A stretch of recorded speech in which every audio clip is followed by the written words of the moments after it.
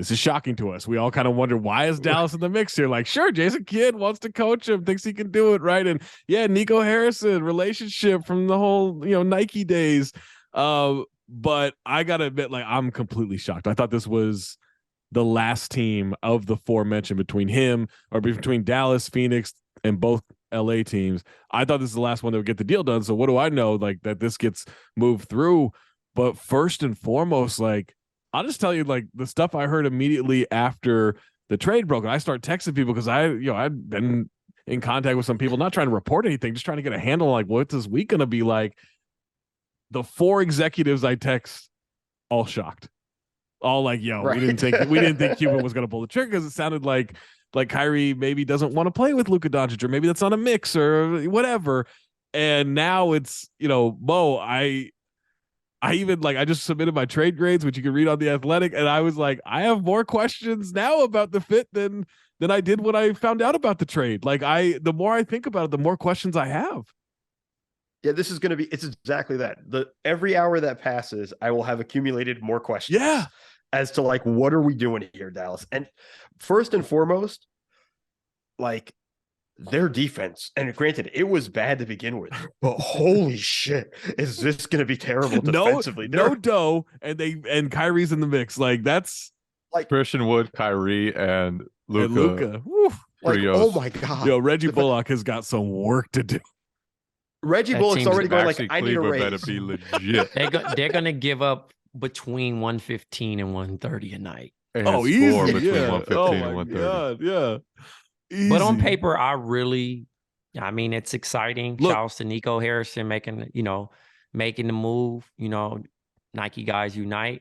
Obviously, former Kyrie's Nike guys unite. Former Nike guys unite. Exactly. Yeah. But Luka endorsed it, and Mark Cuban, he's a gambler, so he's gonna make these type of shake things up. And there's also like a double, middle finger up, flip the bird to the Lakers.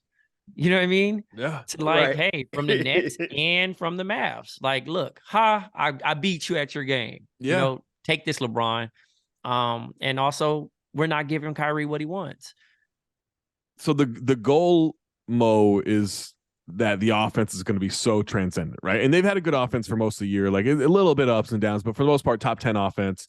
And I guess, like, if you're going to be that bad defensively, you have to be that good offensively to make up for it. And in theory, two offensive talents like Kyrie and Luka, that's a lot of scoring. That's a lot of creation. That's a lot of problems it can cause, but it's not a your turn, my turn situation. I would assume I like that's going to be on Jason Kidd to stagger minutes and see how they can make anybody work off ball.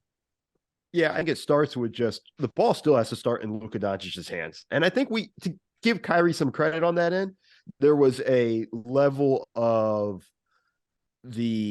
we saw that with the James Harden and KD run and stuff. Like, he actually played and cut a little bit more off ball and stuff like that. So there might be some more of that stuff. And he played with LeBron, who's like not quite as high a usage rate, but also, like similar moves style. the ball, like similar style. Right? Yeah. But like the things defenses will have to worry about is, okay, Luka drives and the kick out goes to Kyrie. Ooh, and now Kyrie drives and now you're closing out on Kyrie. What does that look like? Yeah.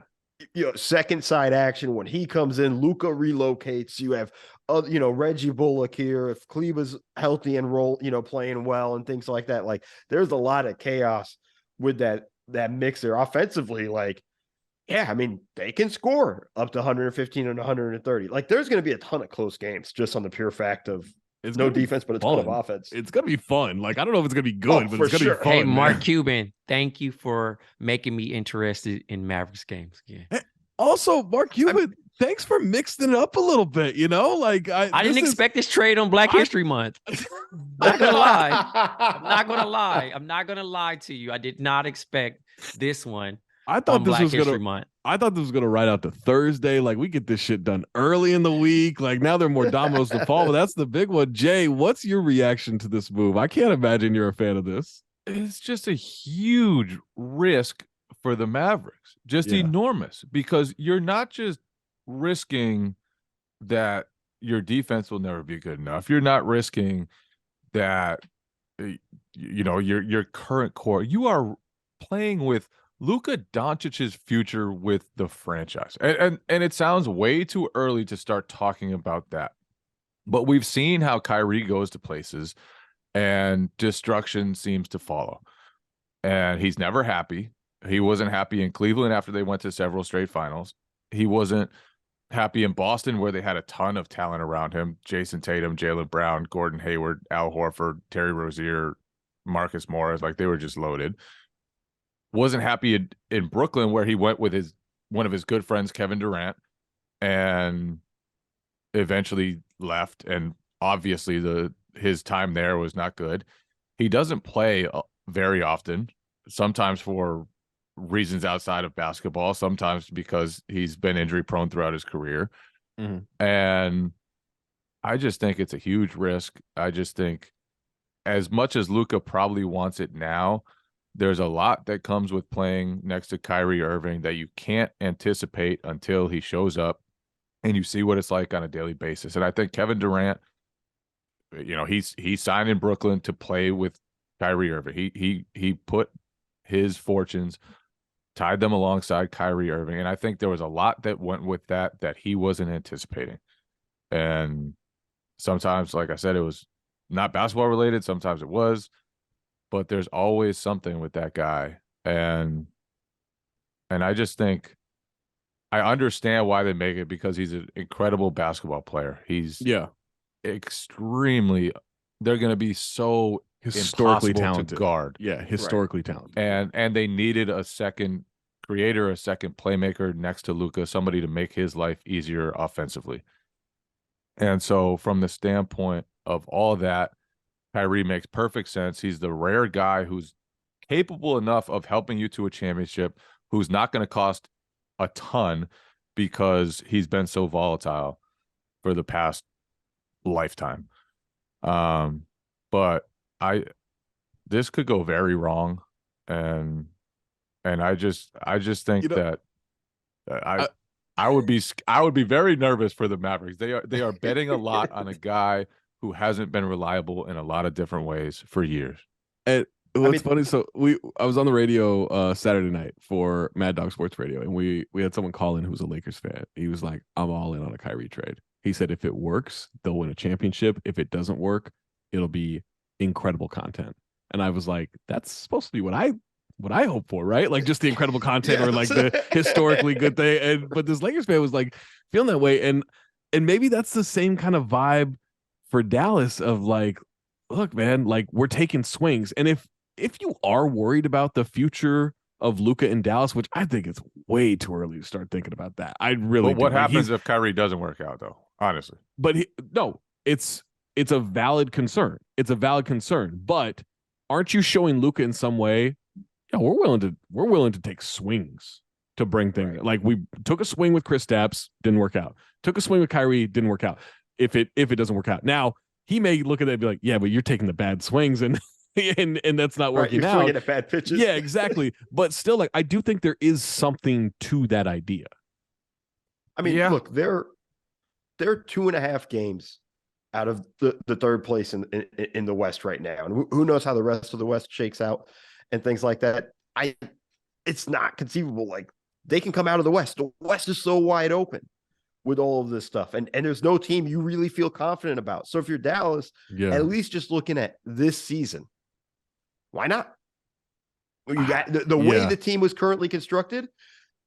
What were they at best? A second round exit? Like, it's yeah. I mean, they made the conference finals at this last point? year. Like, there's not a huge change from. I mean, I guess Brunson, but like they had good offense and everything. Like, maybe I could see another conference finals run with this. Like, yeah, I think the ceiling is higher. I just think the floor is lava. Like, it's lava. It's a whole different. It's not a floor anymore. It doesn't. No, it's a pit. But you just gotta avoid falling into that pit. What about Brooklyn's side of this? Like, it's funny. Like, you talk about what the return is. Dinwiddie's been there before. He was successful there. I think it's a good fit with him returning there. I think Doe is probably the guy they hope Royce O'Neal is. right? And Royce has been good. Like, don't get me wrong, I don't think it's been a bad trade. But now you have two of those guys, and I think Doe is better at, especially defensively. Like he's a beast defensively. The unprotected 2029 first round pick that far down the road, it being unprotected, that's a big win. You can maybe move that for a star down the road, or you keep it and hope that Dallas crumbles and it becomes a very valuable pick. But I like the return. It doesn't seem like enough for someone of Kyrie's talents, but for the tainted reputation that Kyrie has, kind of acquired, like Trey, like I think it's a pretty solid return. Oh, this is culture reset. This is get bad juju out of the locker room. Let's get guys that are ready to play right now, veteran guys that know their role, that are strong in their role. Spencer Dinwiddie is having a career year percentage-wise. And then Doe, he comes in and, could plug in and help on the defensive end and knock down a three. But they not done yet. They're not done yet. The 27 to 29, they don't want that. They about to move that. So, again, look at Joe Harris, look at Seth Curry, look at Patty Mills. Even look at Ben Simmons potentially being on the move. I could see them swinging big for DeMar DeRozan or Zach LaVine. Yeah. You never know. Anything could actually happen. Obviously, Chris Haynes reported that the Suns are prepared to offer something, but I'm prepared for some cookies right now. I don't think I'm going to get them. But realistically, you can get cookies, man. You can get cookies. The Postmates. I can go get cookies. Yeah. But don't think that the Brooklyn Nets are done. They right now, everybody expected a star to return, and that's not, it's a gamble. When you deal with a player like Kyrie Irving on off the court issues, if he was no issue off the court, the return would be a little higher fee. But when you look at it like the Lakers offering Russell Westbrook in a first round pick, not enough. The Clippers potentially putting together a package, it wasn't enough to be appealing. And also, like I said, I mentioned these are the things keeping Kyrie off the Lakers and then sending him to a place that, he had to agree on, but potentially playing against the team that he really liked. It's kind of wonderfully petty, in a way. It's so petty. It's so petty. It's kind of a great move by Sean Marks just in that sense, right? This is by far the best player Luka's ever played with. Not even close. Markieff Morris? Yes, Markieff. I mean Markieff. Yeah, it's so far the best player he's played. So you can see why they convinced themselves to do this. Sure. They're like in Brooklyn this year. They just went 18-2 when they had Kyrie and Kevin Durant both healthy. They were basically unstoppable for a while, and so the offense is going to be spectacular. The shot making is going to be spectacular. Kyrie will have nights when he looks like the best player on planet Earth. It's the other nights that could derail it's them. the off nights when there's no games and when he's on Twitter. But I just want to piggyback even some game days, man. I don't know. That's true.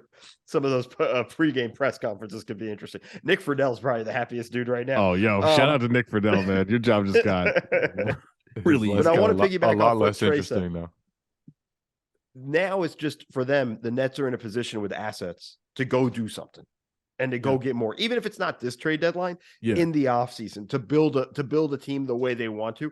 They're no longer kind of sort of being held hostage in the Kyrie situation and things like that. It's got to be a great feeling in the area for the Nets front office right now, just going like, that's a weight off our shoulders. Let's go. Shout out to Tim Cato. Congratulations on your job and what it just became. It's going to be fascinating, though. It will be fascinating to watch. It'll be fascinating to see how it unfolds. It'll be fascinating to see how Luka and Kyrie end up getting along. Will they like each other? Can they play with each other? How long will the honeymoon phase last? Like Kyrie, he's had honeymoon phases in places. He's had times where obviously he won a championship in Cleveland. It can work with Kyrie on your roster. That Brooklyn team that first year they were absolutely invincible other than the injuries that they suffered. Like I think that team was going to walk to a title, honestly. Yeah.